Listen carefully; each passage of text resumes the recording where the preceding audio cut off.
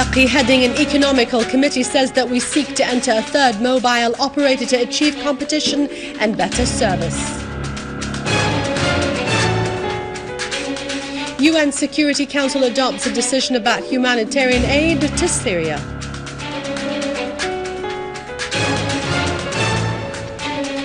Al-Jaafari calls the ones who are keen on the humanitarian situation to lift the unfair sanctions and help the Syrian government in fighting terrorism.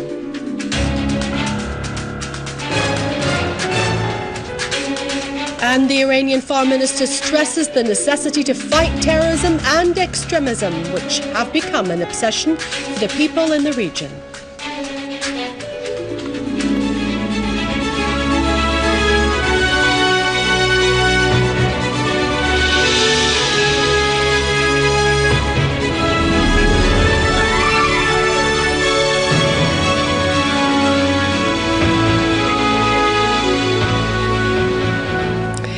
Good afternoon, this is the News Bulletin. I'm Dania Nizam. Deputy Prime Minister, Foreign and Expatriate Minister Walid Al-Muallim received today the UNRWA Commissioner Filippo Grandi. Al-Muallim asserted that the challenges and difficulties facing the UNRWA in Syria are due to the armed terrorist group's acts of terrorism in the Palestinian refugees camps. Foreign Minister Al-Muallim renewed the Syrian government's keenness to continue hosting the Palestinian refugees until they gain their right of return to their homeland in Palestine, stressing on the necessity to neutralize the Palestinian refugees from what is happening in Syria. The General Commissioner for the UNRWA hailed the fruitful cooperation and the efforts being exerted by the Syrian government to alleviate the suffering of the Palestinian refugees and overcome the challenges and difficulties that are facing the UNRWA's work in Syria.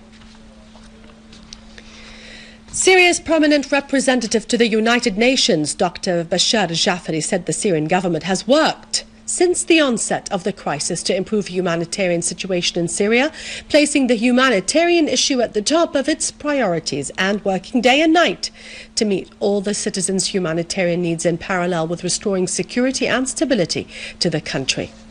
Al-Jaafari asserted that the Syrian government is committed to its international obligations, including its obligations with the UN and its organizations, as per the General Assembly Resolution number 46/182, which calls for respecting the country's sovereignty. And in this context, and as part of implementing the presidential statement of the Security Council dated October 2nd, 2003, the government took a series of administrative and logistical steps that enabled the UN and humanitarian organizations to expand their activities, something which couldn't have happened without the government's cooperation as a full partner.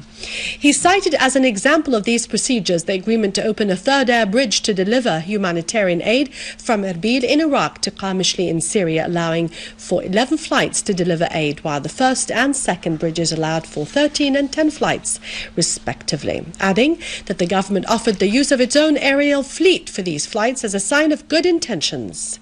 Al-Jaafari said that the Syrian government is shouldering the greatest burden in terms of food aid distributed in Syria at around 75% of this aid, while the UN and other organizations provide only around 25%. Al-Jaafari asserted that the campaign of escalating statements and slandering meetings launched by the countries which support terrorism by funding and arming were accompanied by blatant and crude encouragement and incitement of the terrorist groups that do their bidding to do all they can to prevent and hinder Syrian citizens from earning their livelihoods and sustenance and drown them in darkness, injustice and suffering. Al-Jaafari asserted that the Syrian government has always welcomed any honest effort to improve the humanitarian conditions in Syria and cooperated positively with the UN, in addition to welcoming the aforementioned presidential statement and committing to it. Al-Jaafari underlined the activities carried out by terrorist groups, including some affiliated to Al-Qaeda, with these groups methodically seeking to destroy the infrastructure and deplete the country's resources, in addition to deliberate attacks on aid convoys and humanitarian workers, several of whom were killed, in addition to attacking and besieging areas and preventing civilians in them from receiving any aid, and using civilians as human shields to prevent the army and security forces from acting against terrorism. He asserted that the Syrian government is exercising its right and constitutional duty of combating terrorism, which is striking Syria indiscriminately, and that this right is based on international law and Security Council resolution, adding that passing and enforcing laws is at the core of the authority of the state, including laws for confronting terrorist activities within its territories, and no one can deny the state's exclusive duty and right to this. Al-Jaafari added that another aspect is the lack of humanitarian funding, as the 2014 Humanitarian Response Plan's funding didn't exceed 7% of the required funding, despite the showboating carried out in conferences here and there, with funding presented to the Regional Response Plan for Syrian refugees failing to exceed 13%. Al-Jaafari asserted that the claims of the French representative during this session, in which he alleged that the Syrian security arrested people who turned themselves in as per reconciliations, are completely incorrect. Al-Jaafari pointed out that the Security Council's presidential statement, which Syria committed itself to, constitutes the basis for much of the resolution issued today, and that this statement affirmed clearly that there is international terrorism in Syria carried out by groups affiliated with Al-Qaeda, adding that this came after unjustifiable and inexplicable denial of this terrorism's existence. Al-Jaafari said that suggesting that the humanitarian crisis affecting millions of Syrians can be solved by merely allowing humanitarian operations across borders with neighboring countries which are involved in escalating the humanitarian situation in Syria and supporting arming, training and funding terrorist groups, including the Islamic State of Iraq and Asham, Al-Qaeda, Jabhat al-Nusra, the Islamic State and others, is mere misdirection and is not like a magic wand story, asserting that these very same borders are responsible for bringing terrorism to Syria and causing bloodshed in it. He said that violence has reached an illogical and uncanny point in Syria, but the most important question is, why is this happening, and what is the cause of the unjustifiable silence over all the vulgar forms of foreign interference in Syria's internal affairs? Al-Jaafari suggested that the reason behind that is the prevailing mentality among some sides is that diplomacy of the hyenas and not the diplomacy of international human law. تماما كما قالت زميلتي العزيزة سفيرة الأرجنتين.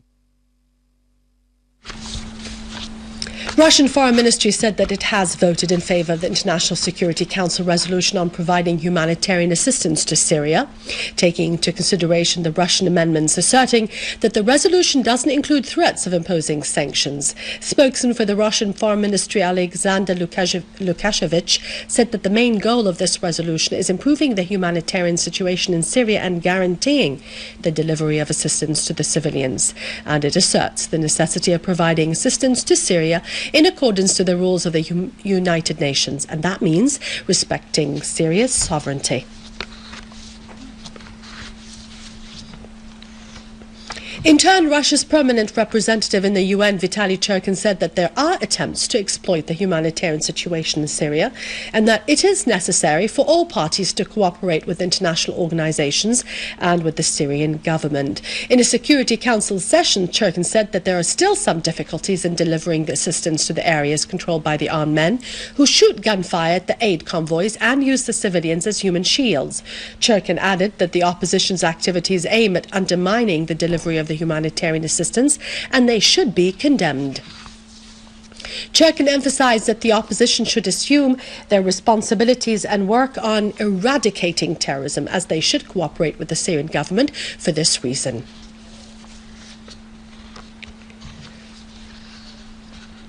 The Belgian Foreign Minister stressed that Iran has an important role in the regional and international issues, particularly in the Syrian crisis, as it should officially participate in solving it. In a press conference with his Iranian counterpart, Mohammad Jawad Zarif, the latter said that extremism and terrorism has become an obsession to the people in the region, as we should work together to fight terrorism and end this phenomenon on an international level.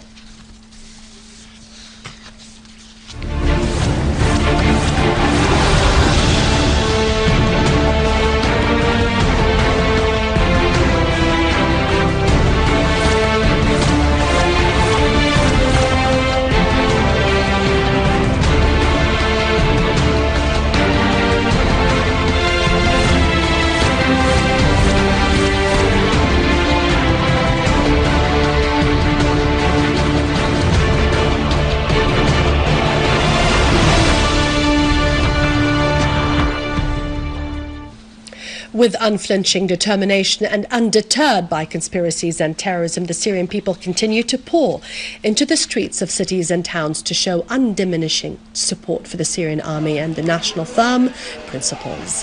Thousands of citizens gathered in Dahiyat al-Assad in Harassa to express support to the Syrian army, chanting slogans that express commitment to the homeland's principles and allegiance to the blood of martyrs.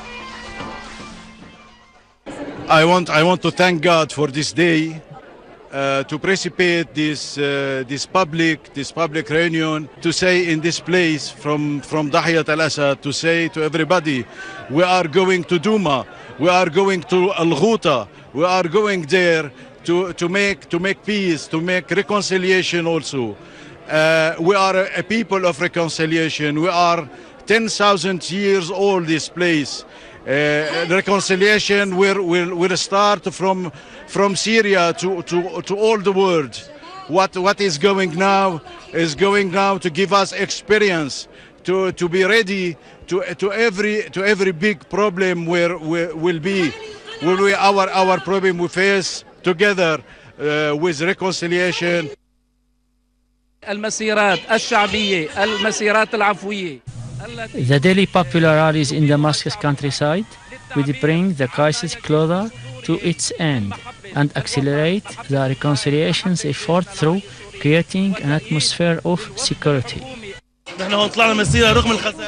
We came out in mass rallies despite of the terrorist shells and terrorism. We are steadfast. We rally to tell the states supporting terrorism that Syria is fighting all forms of terrorism. I am from Aleppo city. I came to Al-Dahiya to support the Syrian Arab army, as my brother died fighting Al-Qaeda armed terrorist group.